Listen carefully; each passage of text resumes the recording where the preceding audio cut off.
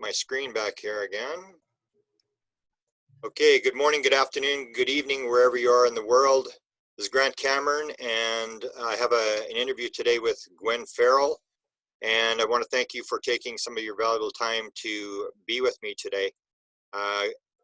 This is a subject I'm very interested in because I maintain that if you want to understand the mystery of UFOs, you've got to talk to the experiencers, who are the people who are actually interacting with the phenomena. So Gwen Farrell is an experienced therapist in Phoenix, Arizona, although she just told me she's sort of retired and just doing consulting work. After practicing general hypnotherapy in Phoenix, she became involved in the field of ufology and realized the need for qualified therapists to assist UFO contactee abductees. In 2007, she pursued advanced training and began specializing in the field of experiencer therapy. As a part of that work, she facilitates an experiencer support group, I'm not sure if she still has that, in Phoenix, and has co-facilitated support groups at the International UFO Congress. So welcome, Gwen, and thank you for taking time to talk to me about a subject which is very near and dear to my heart. Well, thank you. I'm glad to be here. It's near and dear to my heart too. The first question, let's go to the most difficult question that that I face whenever I bring this up, and I even had a long conversation with a neurologist about this, and that comes to the question of using hypnosis. A lot of people will immediately bring up memory's bad, and I bring up the fact that everything that comes out of your mouth is memory. I mean, you learned the words when you were 4, 5, 6 years old, all the ideas you learned in school or Sunday school or science Sunday school or wherever you learned them, and it's all memory. And yet there's this sort of idea that if you use conscious memory, that somehow this is good. And Desta and I had, the example I always bring up is, Desta and I had a friend of ours in Malibu, California, who saw a 5-foot owl. Him and his wife saw a 5-foot owl sitting on the bathroom countertop, and he ran to get his camera. And so to me, the idea that conscious memory is somehow something we should be using. Where do you stand? You probably get this question all the time about using hypnosis and whether it's accurate and whether you're misleading the client, or so how do you answer that? Well, I agree with you and what you just said about experiences, but I do also admit that hypnosis is not always accurate. It doesn't always work for everyone. And when I was having my clients come in my practice, I always inform them of the pros and cons of hypnosis, because there's no therapy that's perfect. And that goes for hypnosis as well. Even though some people do very well with it, others don't. And so it's just something that if you want to try it, you should try it. But as far as the accuracy of it, it's my belief, after doing it for many years, that you cannot say that conscious memories are any more accurate than memories that were brought up through therapy or meditation or anything else. Because human memory is by nature so undependable that we can't make sure that anything that we remember is correct. And especially when a person has a traumatic experience, the human mind is great at covering those memories up, helping you to forget those memories or bury those memories, because it doesn't know how to deal with them. So many of the things that people remember, there's nothing that we can't say that they're actually accurate. So it doesn't matter whether you remember it on your own or you get it through working with a therapist.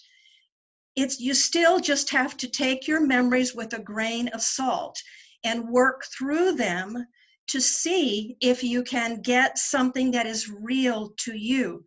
I have found that frequently memories that come through therapy, if it's done well and if it's not rushed through, are actually more accurate than what people remember on their own, because you have a trained therapist who can help to guide you through those things. And if you are looking to get memories from an experience, then you'd have to just keep that in mind when you're working with hypnosis. It may work for you, it may not. Does that answer your question? Yeah. What kind of process do you use to try to avoid, say, the sort of the potholes in the process that you try to? Is there things that you can direct the person to get it more accurate than if, say, some person who wasn't a therapist was doing it? What do you use to avoid these traps of getting false memories or inaccurate memories or memories that have been withheld and stuff like that? What I do is just basic hypnosis technique with inductions and helping to guide people through. I don't make any judgments at the time whether I think the information is valid or not. I will just allow whatever the person wants to bring up. And I usually record that and then give it back to them so they can listen to it, they can work on it, and it can help to sort of bring more memories up. It frequently will do that. But the way you really get to the truth is in the therapy part. That is speaking with the person. Hypnosis is just a tool. So if I work with someone, then I can do the hypnosis, the memories can come up, we can listen to the recording, we can chat about it, we can discuss about it, and the individual has to work through all of this stuff in their own mind. A therapist is a guide, but that's why it's called therapy and not just called hypnosis. That's the difference between stage hypnosis and hypnosis for entertainment and therapy, hypnosis when it's used in therapy. So I would never just do a session for someone and then let them go if they felt like they needed to go further, because there is no way that I can guarantee that what is going to come up is going to be accurate either. It's a process of working to find their truth. Okay. I was just listening to an interview with Terry Lovelace, who was in the military, and you may have run up against some of these people, and he talked about this using, it wasn't sodium pentothal, it was the other one, where you hear this over and over again, rentals from Forest and stuff, where they come in, what are these drugs doing that these truth serum type things? Is this just to relax the person, or what are they doing there? I'm not familiar with them because I've never used them, but I do think it helps to relax the individual. I don't know exactly what it does neurologically, though. I'm sorry, I can't explain that to you. I have never used them, but it definitely seems to work for people. It may be that it is just a faster way, a quicker way of putting the conscious mind to sleep, so that the memories can come up. We believe that memories are probably stored in the subconscious mind somehow, but we don't really have a full understanding of that. And frequently when people sleep and dream, then these memories can even come up in dreams. So I'm guessing it's probably something like that. It works somehow with the subconscious mind, but I'm sorry, I don't know. Now, I always use the analogy of the left brain, right brain, that the left brain is the rational analytical brain that's creating noise and stuff. So is that partly what you're doing, is sort of quietening the rational analytical brain and going into where you are in dreams, like where you're picking up images and stuff like that? When you do a hypnotherapy session, you're relaxing the person's body as much as possible, and we're trying to get the conscious mind to sort of go to sleep, sort of. And what we're doing is, I'm sure you're familiar with brainwave levels. Yes, yes. And so what we're doing is bringing the brainwave level lower, closer to a more to a level where we believe dreams and memories can come through. That's probably right around the theta level is what we're thinking, which is right before you go to sleep. So we just relax a person very, very much as we can, and relax their conscious mind. And then we have to keep them at a level where they can speak so they can tell us what's happening, which is tricky. It's one of the things that's most difficult about doing hypnosis with someone. And then we just allow that information to come up from wherever it comes up. Some people who practice things such as the Dolores Cannon technique, which I also was trained in, I don't practice it, but I know how it works, believe that information can come from the higher self. So they do a specific kind of technique that takes you very, very low, but then it connects you somehow with your higher self. So basically what you're trying to do is get your conscious mind to go to sleep so that it doesn't make judgments, because your conscious mind is the one that makes judgments. Your conscious mind is where your cognitive abilities are, and that's where you make judgments about what's safe for you to do, what's not safe for you to do, where your beliefs are. Your subconscious mind is like a gigantic storehouse. It just stores experiences that happen to you. It has no judgment ability at all. So when you dream, that's why one reason you probably get these weird things happening in dreams. They don't make sense. Most of the times you're thinking, what the hell was that? That doesn't make sense. I would never do that in my life. I don't remember ever having anything like that in my life, because your subconscious mind it just sort of opens up in dreams and just allows information to come out. Beautiful. Okay, now we're basically going to be talking about whatever you want to call them, contactees, experiencers, abductees. The question for me to you is, are you an experiencer, and how did you get into this field? Like, why did you suddenly start working with this sort of real on the edge field? Well, I am an experiencer. I can't tell you a lot about it because I haven't really explored it a lot, but I do believe that I am. I do know that I am. And I think I have probably been since a child, because I have always, my whole life, experienced what most experiencers do, and that is a connection with something up there. I was raised in a religious family, so I distinguished between a God relationship, my relationship with Christ and God. That was something, but this was something else. This was beyond that. And I always knew that I had a connection with something else. And a few times in my life, I had very deep feelings, almost like being separated from my true family. And it was almost like a homesickness, a feeling that you have that's just, it's hard to describe, but it's a very deep feeling. So I've always had that my whole life. I've always had an interest in science fiction, and I'm not going to tell you what my age is, but when I was a little girl, girls did not get into science fiction. That was a boy thing. You know, boys were all into going into space and reading comic books that were about, astronauts.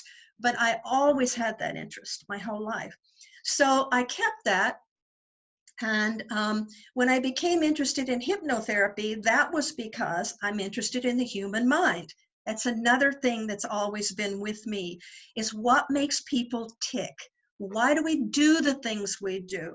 What are these belief systems that we have? How? Because they're so powerful.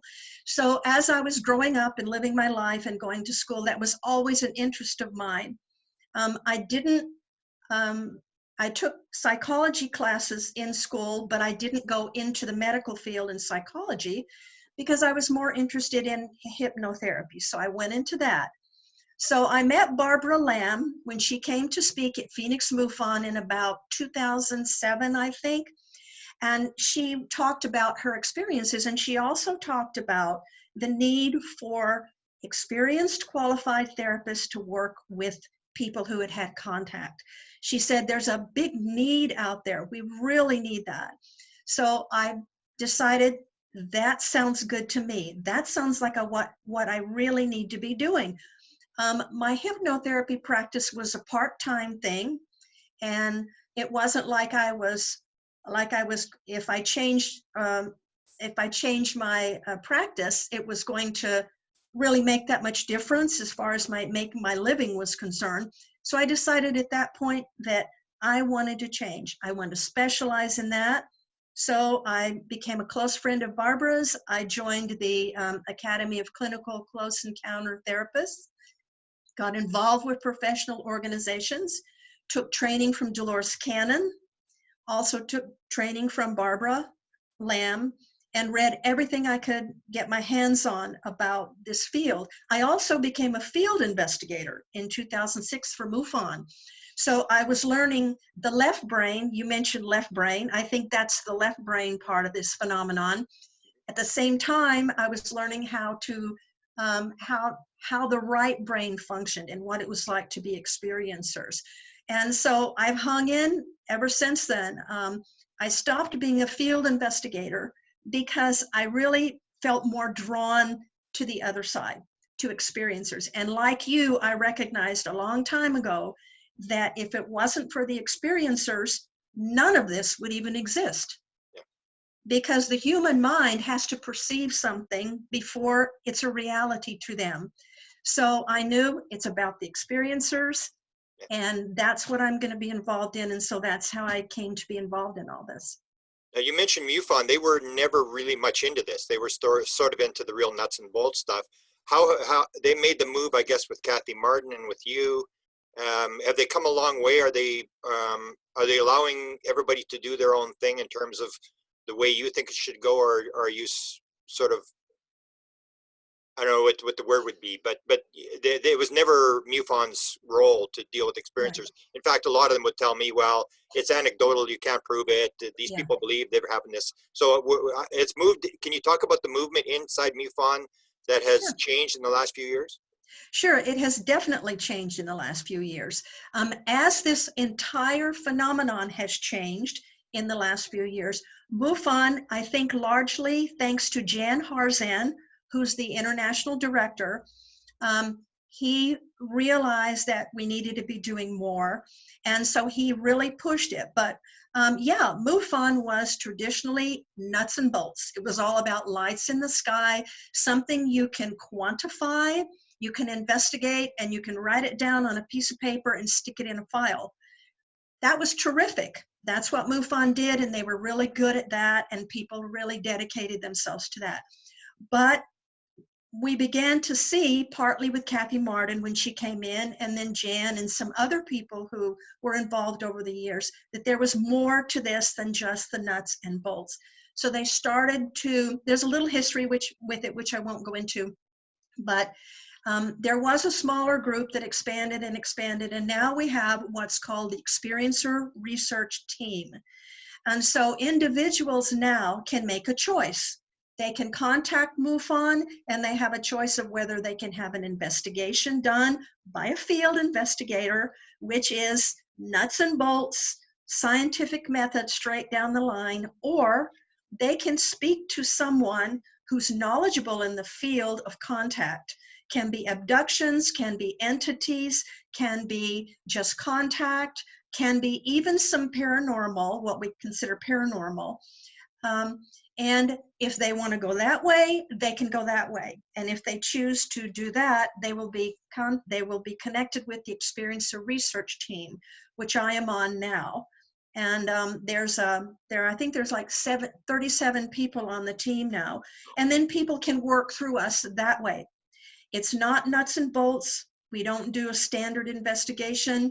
We just talk to people and we give them contact information. MUFON has a large list of therapists and groups throughout the country that we maintain. And in order to get on that list, you have to jump through certain hoops. You have to be qualified and you have to apply and get on the list. But once you're on that list, then we can refer you out to individuals who contact us. So MUFON is definitely into the experiencer routine now. They're very supportive of it. There are still people in field investigators who are learning. They're being trained how to work with it also. But yeah, I think MUFON has done a great job with it, and they're definitely in what's going on now. Yeah, I think it may help with when you have Jan Hartson has a encounter with a craft, 35 feet away when he's 10 years old. I think that kind of moves. I had a conversation with him last year, and a long conversation with him in Laughlin, and he was pretty much sort of on board, and I could tell that he had the movement had taken. Do you know if he's ever been regressed on his experience in terms of? I don't know. I've never talked to Jan personally about his experiences, so I haven't heard that though. But I don't know. I'd have to ask him sometime. I never asked him about that. You ask him. I'll ask him. Okay. You're talking about when you go back and the difference between regular regression. No, let me ask you a different question. You're talking about the MUFON team. There's another team, the Edgar Mitchell Foundation. Yeah. Are you paralleling them? Are you doing different things than them, or how do you differ from the Free Foundation, I guess you would call them? Okay. Free is strictly a research group, as far as I understand. Okay. Right. And they used to have a group that people could go into and they could talk to other experiencers. They could sort of get hooked up with other experiencers. I don't think they're doing that anymore. That was a few years back.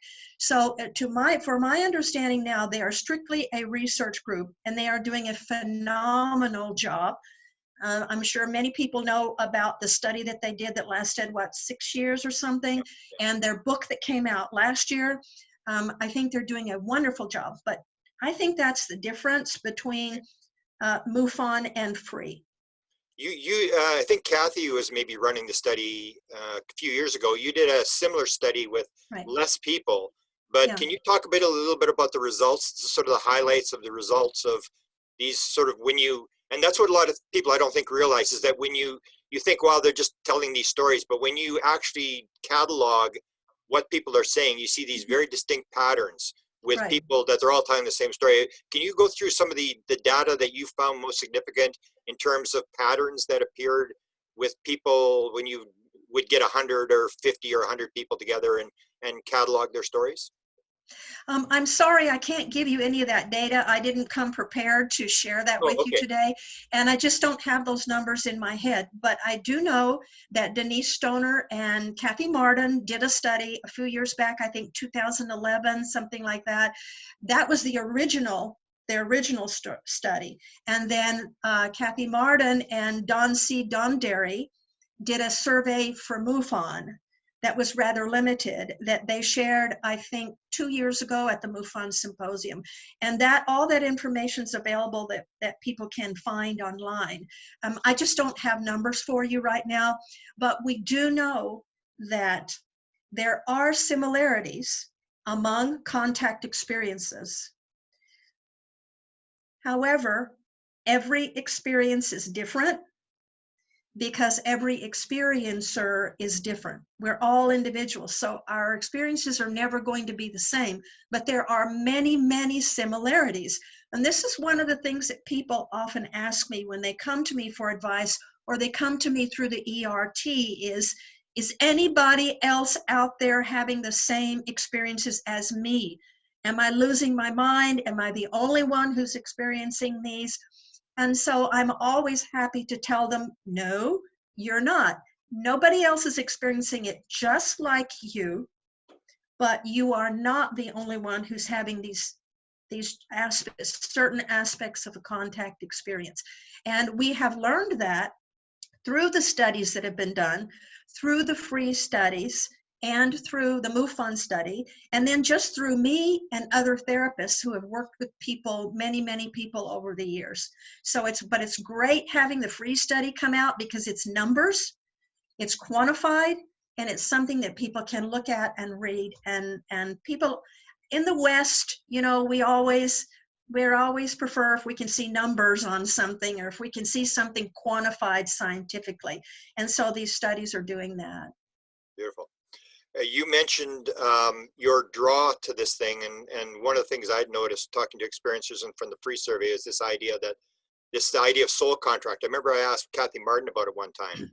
You believe you had agreed to this? And she said, I had the question, so I had myself regressed, and I actually heard the words come out of my mouth that I agreed to do this. Where do you stand on that? Do you think that, and this goes to the idea of whether there's pre-birth involvement in this thing, whether you've gone down that route with people, where do you see the idea that you're a lifer, you may have chosen to do this?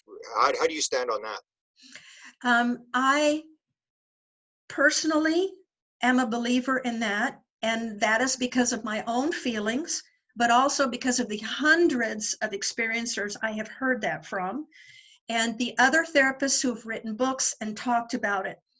I'm not sure that I would call it a soul contract, because I think soul, S-O-U-L, is kind of a difficult concept for some people to have. I don't know that I would call it that, but I do believe that we reincarnate, and that we do have the ability to come back into subsequent lives and work things out. I've seen this in regressions as well.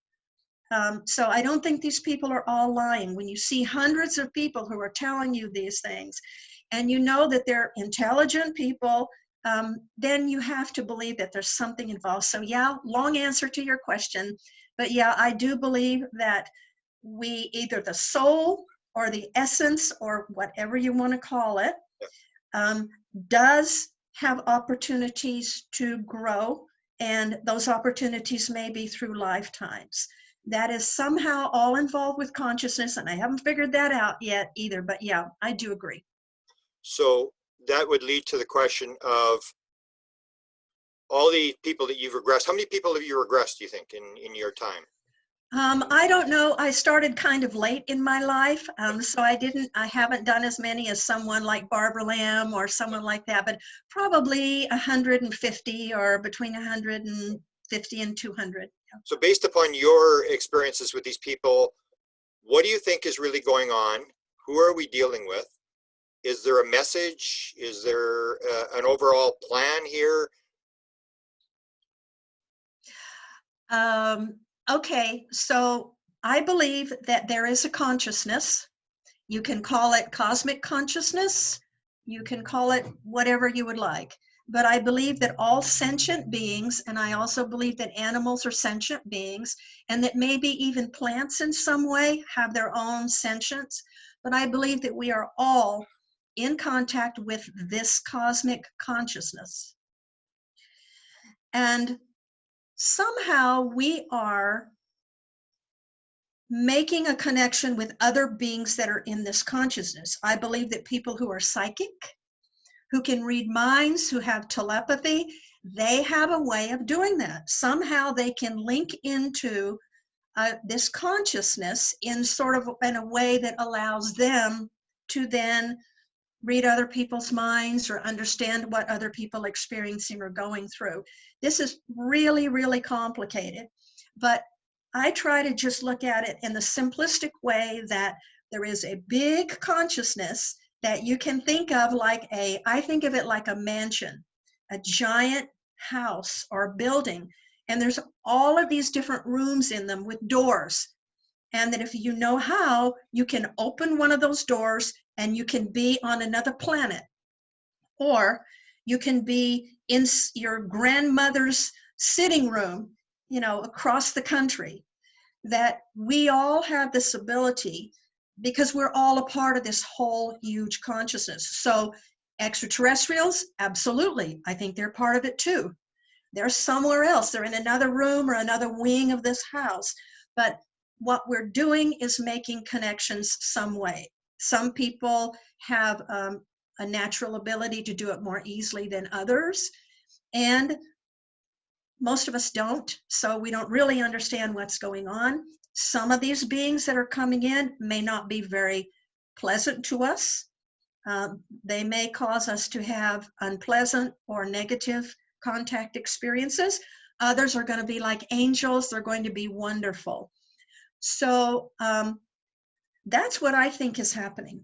I think that we are all conscious beings, that ETs are also conscious beings. I think that ghosts and poltergeists and other kinds of what we would normally call paranormal activities or things are also somehow coming through that. We have more and more experiencers who talk about seeing the spirits of human beings on extraterrestrial craft. And I mean, how can that happen except that we are all tapping into something, the same thing, but we just don't really know what it is. Most of us don't know how to do it, but that's my belief. So as far as a plan is concerned, yeah, I like to think that as higher beings, as higher consciousness beings, that we do have the ability to move from lifetime to lifetime or experience to experience to grow. I don't know if that's a plan that God or someone like that has actually created and is actually propelling us through, or if that's just the nature of higher consciousness. I'm not sure. Most people would say there is something called the One, the Source, and that is like God, it's like Spirit, it's like where we all came from. I can go for that. That makes sense to me too. So a plan, I don't really know. I know people do receive messages. I have no problem accepting that either, because if we're connecting with a consciousness, there are messages up there. There's communication that's going on. That's why I can understand when you have one person who says that they get a message that the earth is going to end next week, and other people get a message that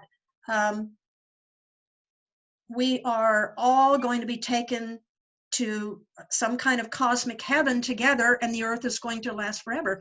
You know, you hear all of these different messages and you wonder, how can they all be true? Well, I think they can all be true.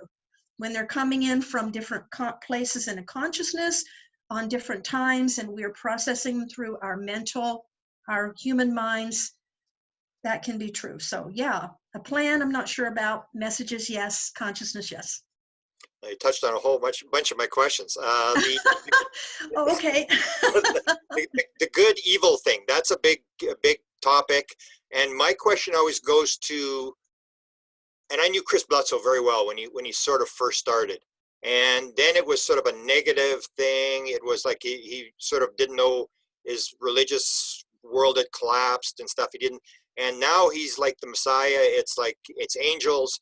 And one thing that always occurred to me, and you can correct me if I'm wrong, is that almost nobody seems to have one type of being. So it'll start with grays, and then suddenly the reptilians are there, and the mantis are there, and then they see sort of angelic beings or light beings. Is there any case that you've seen where it's the same being all the time? And if not, then why do we have these different beings? It's almost like all the aliens are combining with each other. Okay, you take them now, they're in your school, and they're moving from being to being. It sort of puzzles me why nobody seems to have one type of being that they deal with. It seems to change as their life goes on. I think you're correct. If people begin to have experiences early in life, which many people do, and they have them throughout life, they do seem to be experiencing contact with different races. You're talking about races or types of being, like a reptilian race or a mantis race, things like that. I think that this again is communication with a consciousness. I think that if we are open to communication, then different races who are also high conscious beings, and they're up in consciousness also, are able to reach us. And they do sometimes. There are people who have only a relationship with one or two beings their whole life. So it's not always different, but you're right, there are many people who do have different things. And as I mentioned a little bit earlier, we call some of them good ETs, and we call some of them bad ETs. And that's because of how we perceive them. Are they bad? Are they good? Are all humans bad? Are all humans good? I don't know. I can't answer that, but I think the answer is probably no. I do know that some people have horrible experiences with extraterrestrial beings, so I would never ever say that all ETs are good, nor are all ETs bad. As a therapist, those are things that I work with on people, is working through those experiences that they have to help them deal with it, whatever it is, come through them, get it out of their path so they can go on with their life successfully. But I think that if there are higher consciousness beings in the universe and they're connected into this consciousness with us, then that could fully explain why people perceive different beings coming into them. And I believe a lot of when we share these experiences, human beings learn from each other. So when we share our experiences and people write books and we read about them, these are things that are going to affect us mentally. I'm not saying that we're going to make things up or that they're not real, but this whole consciousness thing and the human mind is very complicated. Yeah, consciousness, I think, is you probably agree is a key to this whole thing. Absolutely. And so my question then would be, how much is the person manifesting what they're actually seeing in terms of what you have? Because you can take, for example, if you look at the work that's done at Stanford University on lucid dreaming, and they talk about when you encounter the evil alien or the evil demon or whatever, go up to it, treat it with unconditional love, give it a big hug and kiss, and it'll turn into a positive being and give you a positive message. So how much is it, because a lot of people believe it's like an independent thing, they're doing this to us, we're separate, or are we connected, and how much is the person manifesting what they're actually experiencing? Oh my God, that's impossible to answer. I would say that we are perceiving everything through our mind. That means that in a way we are manifesting, but that doesn't mean we're making it up. It means this energy or these beings are connecting with us through consciousness, through this cosmic consciousness. And I think that for some people, if it's good for you to walk right up to that nasty looking ET and give them a big kiss and say, I love you, if that works, do it. And I have done that with clients of mine. I use many different therapies and ways to help people get through these things. And that would be a way to do it. But I don't think you can say that you can use that to say that everybody is really lucid dreaming or everybody is really manifesting, and all you have to do is go up and tell them you love them and it's going to be all, beer and Skittles from then on. So I don't know if that answers your question, but I think that it's impossible for me to know what people are. But there is an element of manifestation, though. What people are seeing is in part what their upbringing is or how they see things. Absolutely. We all create our reality every day, and we do that based on our belief systems. Belief systems are absolutely what create our reality for us. And I can look at something and think that it's horrendous, and you can look at it and think it's the most beautiful thing you've ever seen in your life. That's true. I mean, we know that about human behavior. That's why even in the courts of law now, it used to be in a court of law, if you were a witness and you saw something and you said, I saw it happen, that was all that had to be said, and that person would be found guilty for what they were charged for. But they don't, even in courts of law now, they realize that that's not necessarily true, because everything that we experience, we process through our mind, this physical brain, and then this mind that somehow comes from that. And that is all based on our belief systems. Your whole reality is based on your belief systems. What you were taught when you were raised, the experiences that you had. And this is another reason why I mentioned before about hypnotherapy. Memories, it's because it's all based on what our beliefs are. And some people think that ETs are wonderful. You're never going to convince them otherwise, and they're going to have nothing but beautiful contact experiences. Then I have other clients who have nothing but horrendous experiences. And the way that I help them to get past that is to help them to understand their belief systems. It doesn't mean they're wrong. I'm not going to say they're wrong, but to understand their belief systems and how that may be influencing what their contact experience is.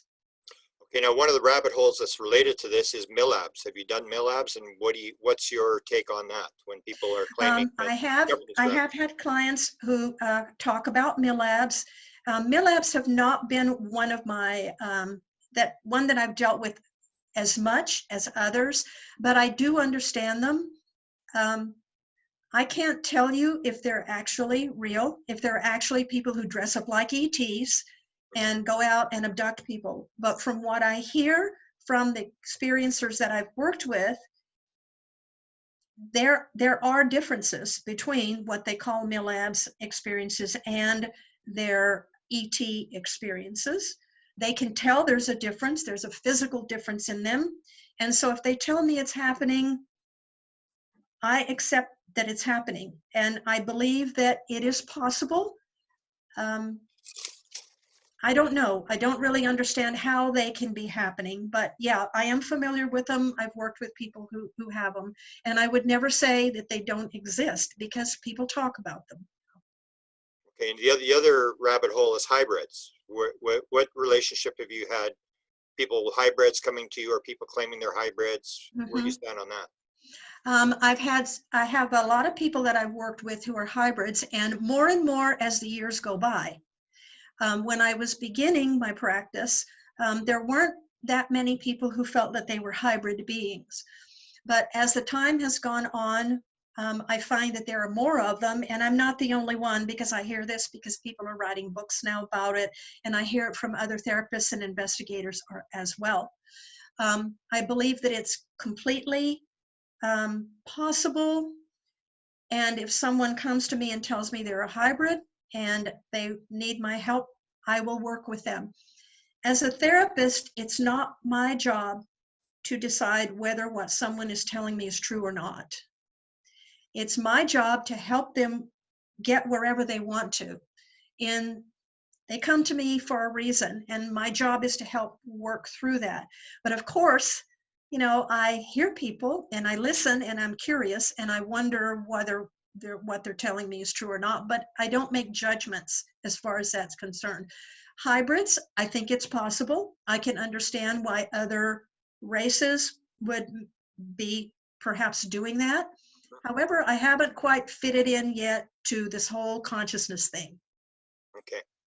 You've worked with healing. The Edgar Mitchell survey shows that 50% of all experiencers they did said they'd been healed, and 50% said they can heal people. Like Ray Hernandez said, if I had $1 for every person that told me they were a Reiki healer, I'd be rich. So yeah. You worked on what's the connection to healing and this phenomenon? It is true that many people claim that they've been healed. You know, there are books out there. Preston Dennett is probably the expert on ET healing. I have personally been involved many years ago during what we used to call the New Age. I studied Reiki and hands-on healing, and so I've done a lot of that. I understand that it is possible for human beings to either channel or generate energies from their own bodies or from a higher being into another person's body and heal them. I've done it. I've seen it. I believe that stuff happens. I also believe that it's possible for people to receive healing from ETs, and I've heard a lot of that too. I'm not sure where it all fits in to the big picture, but I think it happens, yeah. And when people have traumatic experiences, they often find themselves changed as well. I don't believe that anyone has contact with ETs and is not changed in some way. Some people receive healing and they find that they can do healing after that. Other people have channel healing from extraterrestrials. I know a lot of healers. Over the years, I've met many hands-on healers who say, oh yeah, I work with ETs when I do it. No problem. it's working, it's happening, and it's positive. So I've never seen that it was a concern. One of my mentors was Adrian DeVere, who I write about in my book, and you're probably familiar with him. Fortunately, he's been dead for several years now, but he worked with extraterrestrial medical teams, the ETMTs, in a very special way that other people haven't done. And I have seen amazing things happen with that as well. But it's a different kind of thing than what Preston Dennett and other people talk about. Yeah, so sure, I think it's real. Okay, let's talk about you talk a little bit about your book, and then I got a couple of weird questions for you. Forbidden Questions, a therapist talks about human ET contact. So when did you do the book, and what does it entail, and why did you do a book? Why do you think that was necessary? Well, the book that you just mentioned, Forbidden Questions, a therapist talks about human ET contact, was the first edition of the book. Okay. That was published in November of 2017. And then I just recently published the second edition, which is Forbidden Questions, a guide to human ET contact. And so, like subsequent editions of books, there are changes, new material that's been added. And so the title of the book changed slightly, but it's still basically the same thing. I call it Forbidden Questions because over the years, people ask me questions that they are forbidden to ask anybody else. They can't ask their family because the family is going to think they're nuts. They can't talk to a priest about it because most priests are not open to that at all. And they can't talk to doctors about it because doctors don't believe in it. So these questions are forbidden, but they are part of humanity. They are part of life on this earth, and they have been since before recorded time. So we can't talk about them, in public. So that's why I named the books Forbidden Questions. And I just decided back in 2017 that I was going to write a book, that I was going to start writing some of these questions down and answers to them that people have asked me, and that's what I did. So I got the book done. I knew there was going to be another edition because I knew that there were things happening in the UFO community. There were lots of things people were talking about. There's going to be big things that are going to show up. There's going to be some disclosures. There are going to be things happening. And there were some surveys like the Free Study, for instance, which wasn't finished at that point. They had given me information, or they had given me permission to use their preliminary data in that book. I chose not to because I wanted to wait till it was finished, but I was waiting for it to be finished. I wanted to get it in the second book, but I didn't want to wait to publish the first book. So that's what it's about. That's what it means. It is questions that people have asked me, questions that are still out there. And it is not about conspiracy theories or government things that are going on. It's not even about like the secret space program. This is about people. This is about what are you experiencing, and I have these questions. Who can I ask, and what kind of answers can I get? It's really straightforward, very easy. It's written in a Q&A format, so people can readily read it, easy to understand. And it has been called a mini encyclopedia of the contact experience because it covers every single aspect that anyone has ever told me about it. So that's what the book is about. It's a good resource because that's what I say. That's where you have to go for the answer. You've got to go to the people who are actually having the contact. You can't count lights in the sky or pieces of metal, or they'll tell you that something's going on, but that's all it really tells you. Yeah. And do you have your cartoons? I was going through your blog site, and I must say you've got an incredible collection of cartoons. I had a huge collection, and I added yours onto my collection.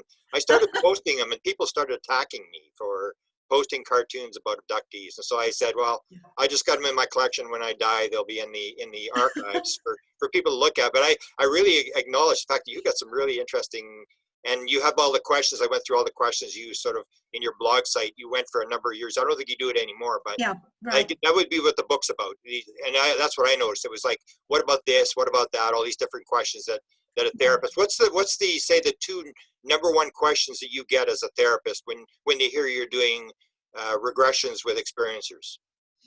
The number one question is it real? Am I dreaming it? Did I make it up? Am I fantasizing?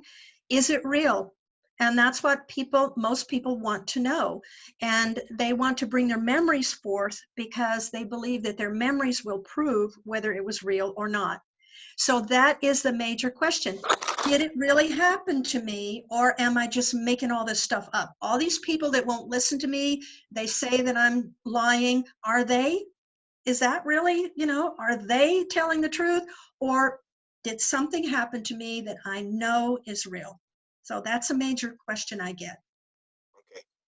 Do you still have an experiencer group? Do you have one? And you mentioned you had an experiencer group and we started one here in Winnipeg. It was the same thing. I called it Experiences Anonymous, where people could come in like Alcoholics Anonymous and sit there for 2 years and never say a thing. And suddenly someone tells their story and they go, oh yeah, okay, now I'm here, because they don't know, they have the doubt. So you're running is it a fairly popular group in terms of people that come to you and because as you mentioned, a lot of these people still don't want to talk about it in public. Their families don't know what's going on.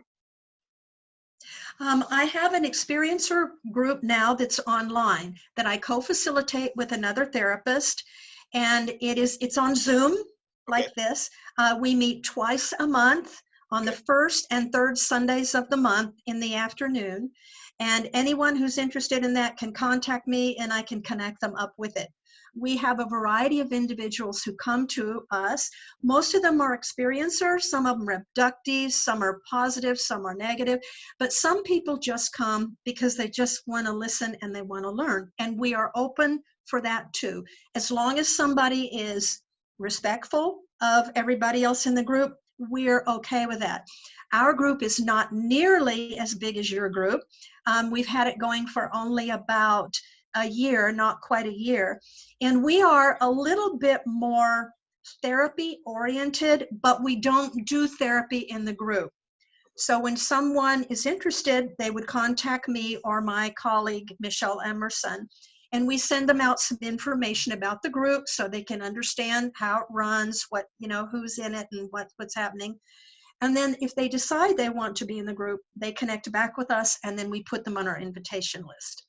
So we're not quite maybe as open, as you are in your group. But and that's going on right now. So anyone is welcome to connect with me and find out about the group. Okay, we'll provide a link so that people can get to you if they want to do that. Because a lot of the people that watch my channel are experiencers who've come through that. The reason we had that difficulty, and I guess you have the same difficulty, is how do you determine, we even had one guy who fought in our group, how do you know I'm not an experiencer? Like, it's how do you divide who's an experiencer, who's not an experiencer? And at first we had it cut off to just experiencers, but then we came down to saying, well, how do you actually, because you're supposed to be Experiencers Anonymous. It's not like you have to fill out a form and tell us your experience when you come in. So I'm glad you're doing that. We'll try to link that up, because I think that a lot of people, as you see with mine, a lot of people just show up and they'll just turn the camera off, they'll turn the audio off, and they'll just sit there and watch, and they're not ready to come forward or whatever. So I'm glad you're doing that, because I think that's what we need. Now, a couple of my weird questions, and I got the one, you hear in quantum physics, this thing about time and space, and it doesn't exist, and there's no physical world and all this kind of stuff. I never really understood it, and I was having a meeting with Barbara Lamb. I want to see if you've got anything where you've come across this, where Barbara Lamb talks about when she has people in the ship and they're having a bad time and they're scared or whatever, she tries to distract them by getting them to say, and I remember she told me the story, and it suddenly clicked to me what she was talking about with time and space. She said, I asked the client, I said, are you, do you know what they're doing to you? And the client's going, no, I don't know what they're doing. Well, why didn't you ask them? And then she said, there's this long pause, and suddenly they said, oh, they're working on my kidney. And this comes, and when she said that, it clicked a bell. Oh, that's what they mean by time and space. And I remember we did an interview with Sherry Wild, and she said the same thing. When she was being regressed, the guy said, what time is it? And she said, I don't know what time it is. And he said, well, look at your watch. Is that true, that you can actually, it's like they're living in real time, and you can actually change the event that happened in the past to get them to add things like look around, do this, which they didn't do in the initial experience, which tends to indicate that you're in real time and that you can relive that experience. Is that true? Yeah. Well, we don't say that you're reliving the experience, but you're reliving the memory of that experience. And that's one of the things that we use in hypnotherapy. It's a technique that we use to get people to focus on the memory that they're experiencing at that time. Or especially if a person, it's very helpful to do details like that to help keep a person in a hypnotic trance. If they're beginning to come up, you may want to say, well, is it dark? Well, yeah, it's dark. Well, turn on a light. Go over to the wall and turn on a light. Well, there isn't any wall. Okay, well, reach up and pull a chain down. And so, yeah, those are techniques that you can use with people that actually can help them stay in the moment and in their memory. And it helps them just see better. It's like, okay, look around you. Well, it's dark. Okay, turn on a light. All right, I turned on a light. I hear noises. Okay, well, is it coming from behind you, or where's it coming from? Well, it's coming from behind me. Okay, well, turn around. Yeah. What do you see? So yeah, techniques like that we can use, and that is strictly the human mind, function of the human mind, how we can do that to help guide people. We don't want to tell anybody what to see. Yeah. What they're experiencing. The good therapist doesn't do that. But yeah, you can definitely do that. Yeah, look at your watch. Wow, that fascinates me. The other thing that fascinates me, I started to hear it. I first heard it in Phoenix from Pam Dupuis, who you probably knew. Oh, Pam. Oh, God, yeah. She was the first person to tell me that. And when she told me this story, I thought, I was ready to say to her, you're nuts. I mean, I've heard lots of good stuff. And that's when she told me, she said, I've flown the craft. And I've now got 50 people who have flown the craft, and they all say the same thing. So my question, I guess you've had these people, and why do you think they're training people to fly the craft? And the other thing that Pam brought up, which other people in the group in Phoenix brought up, was the idea that people are, as children, they're trained in groups where they're sitting in circles and they're getting things where they're levitating stuff. So what do you think about those two things? Why are they training children in terms of levitation, and why are they allowing, especially women, to fly the craft? Because I always make the joke, I say, we say there's evil aliens, but in Saudi Arabia, until about a year ago, unless you were a man, you couldn't drive a car. But if you get abducted, they'll let you fly the ship with no insurance, no license, nothing. And so why are they doing these kind of things in terms of, from your experience, teaching people to levitate things and fly the craft? I believe that people are learning these things as a part of their experience, their conscious experience. And that some people, Pam, God love her, she was a wonderful person, very remarkable person. She actually used to talk about creating the craft, that she actually built them and created them, and that she sort of had her own little fleet, but they were from her mind. And that doesn't mean they weren't real, but they were something that she was able to create. And this is, I believe, the depth of our consciousness and the power of our consciousness. So if people are being trained how to fly craft, that's because they want to do it, and they should do it. As far as training children, I've heard that too. And I think that's another way that people learn through consciousness. So the ETs want to, or however this information is going to come through to you, has to come through in a way that your mind can accept it. And so they can, if it makes sense to you that you're sitting in a circle and you're being taught how to levitate things, and you can see beings who are teachers or leaders who are there with you, and you can learn it that way, and it makes sense to your mind, that's the way you're going to get this knowledge. So this is a more of an esoteric way of thinking, I know, than a lot of people do. That's what I have learned over the years from working with clients, is that it's just a much more consciousness-based thing. So I think that we are being taught and approached in the way that we can understand it best. And sometimes it's positive and sometimes it's not, because that's just the way our minds work. So yeah, groups of people being taught, absolutely. Yeah. Wow. You give me a lot of time. I'll give you a couple last questions. And one is as you're a therapist, you'd get people who will immediately have the question, I can't be hypnotized. You can't hypnotize me. Like, yeah. And so this is the define how you understand this question. Can I be hypnotized? Okay. Almost everyone can be hypnotized. Almost everyone is hypnotizable, except certain people are not. If you are an alcoholic or a drug addict and you're under the influence of those things, you may not be hypnotizable. If you have certain disabilities, mental or intellectual disabilities that prevent you from focusing, you may be unhypnotizable, because you have to be able to focus to be hypnotized. So those are people who probably can't be hypnotized. And if you don't want to be hypnotized, you cannot be hypnotized.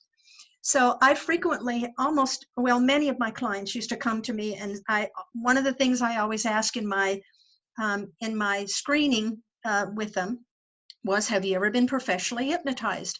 And many times people would say, yeah, well, I tried it, but it didn't work. I don't think I'm hypnotizable. And I would always ask them, well, what happened? How did the therapist proceed?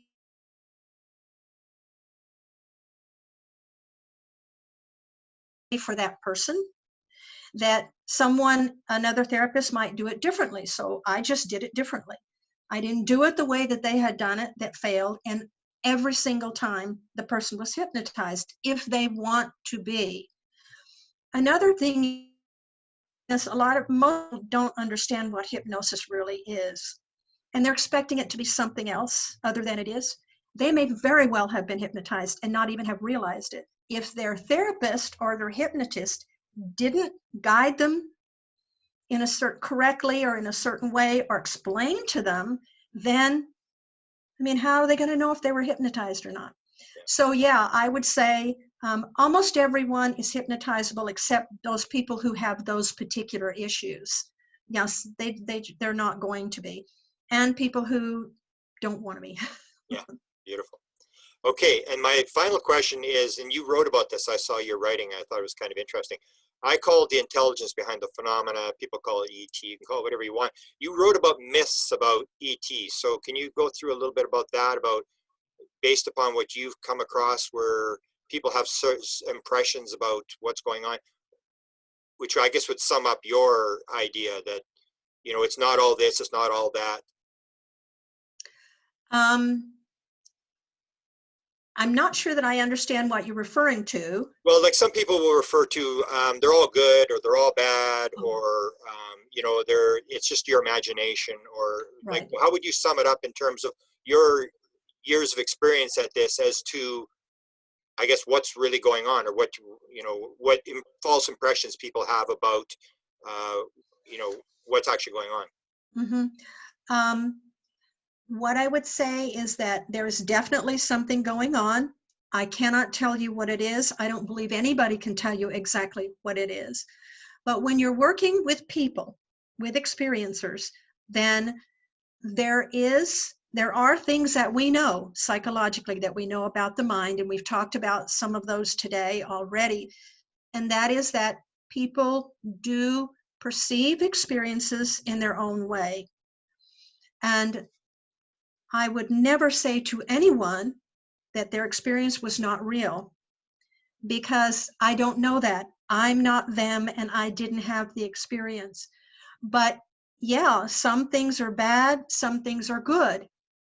We can say that probably there are good ETs and probably there are bad ETs. But what we also have to remember is that we perceive things in our own way, and that somebody that you really like, I can't stand. So it is a myth that all ETs are bad. It is a myth that all ETs are good. It is a myth that everybody makes up their stories, and none of this is real. It is absolutely real. And I also believe that it's a myth that we have a full understanding yet of what's going on, because I don't believe we do. But I think it's coming from the experiencers, and they're the ones who are always going to have the answers. But it is important, yeah, it is important to at least, even if you're going to give them lie detector tests or whatever your skepticism is, at least talk to them. I mean, it's like the free survey showed that 40% of them claimed at some point during their experience they knew the answer to everything in the universe. And I go like, why would you not at least try to talk to this person? I mean, try to, Right. it appears that they have something. And I said this was my last question, and I lied. And this goes back, I guess it goes to why you're here and where you may be able to help. I got an email the other day from a girl from Mississippi who said, I have this situation, I don't know what to do about this. There's no regressionists here. What am I going to do? I need some help. And so if we link up people to you, are you able to funnel these people into a system where somebody can pick up these cases? I can try. What I would like to suggest, if they don't have a problem with MUFON, not everybody thinks MUFON's wonderful, but pardon me, if they don't, they can go on to the MUFON website and they can go down to the little area that says, would you like to talk to someone about your experiences? Click on that. That will put them in contact with the experiencer research team. And there, like I said, right now, there are 37 of us. We're all knowledgeable. The only reason we are there is to help people. And then we can connect them up with therapists or groups in their area. They can do that if they don't have a problem going through MUFON. They're not going to be obligated to do anything. It doesn't cost them anything. No investigation will be done. It's just a connection with someone who will listen. Or they can contact me directly, and I can see if I might know someone in their area, or they can come on to my group and see if it's helpful coming on, with our group meetings. Beautiful. Well, I thank you for that, because I'm sure we're going to get some emails with people who are suddenly, I want to explore this, I want to find out what's going on, and I must get one a month from somebody, and it's like, well, do you know someone in this area that can help me or whatever? And MUFON, I never thought about it. You pointed out that is true. They're around the world, and you don't have to join MUFON. You just can. That would probably be the best way to link them up. So yeah, just have them go on the website, and there's 2 spaces. There's 2 buttons. One of them says, would you like to have your sighting investigated? And the one below it says, would you like to share your experiences with someone? And that's the one that they want to go into. And they can get into a group of, knowledgeable people who will listen to them and try to help them out. So. Gwen Farrell, thank you very much for joining me today. And it was wonderful to sort of get all my questions answered, because I've been very fascinated with this whole experiencer thing. So thank you very much, and hopefully we can do it again. And mention your book one more time, your updated book, and it's on Amazon. Did you have a Kindle version as well on Amazon? I do. It's called Forbidden Questions, A Guide to Human ET Contact. I have a paperback and a Kindle, and if you don't remember the whole long title, Forbidden Questions will get you there, or just put my name in, Amazon Gwen Farrell, and you'll find the books. The first book is no longer available. It's out of print. So you don't have to worry about getting the new one, because that's the one that you will see. Beautiful. Okay, and we'll link up all your contact information, and Desta will make sure that everything you need is down there. And so thank you very much. I'm honored to have talked to you, and hopefully we can do it again. Okay, great questions. Thank you. Beautiful. Thanks.